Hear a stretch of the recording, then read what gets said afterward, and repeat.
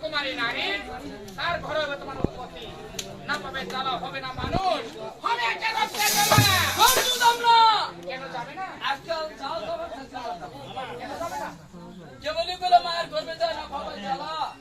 মানুষ না হবা আবার রক্ত জ্বালা আজকাল ছেলের সম্মান হলে মায়ের করে নি না রক্তর দলায় মা আমার গুসা বানাবে যাবো রক্ত দলা লোকে কিন্তু বাপ কোরআন ছেলে গোবর লীলা মারবো তার তার খাওয়া তার তো খাওয়া হবে আমি মরবো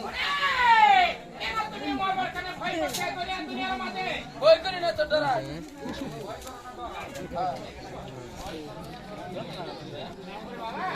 আল্লাহু নেগাবান থাকবো তোমার সঙ্গে সঙ্গে কেহ নাই মারতে পারে দুনিয়ার মাঝে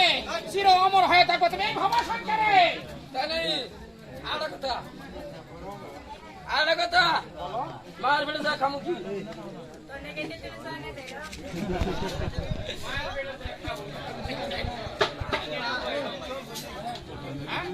মায়ের বেটা যা খাবো কি রে কইরা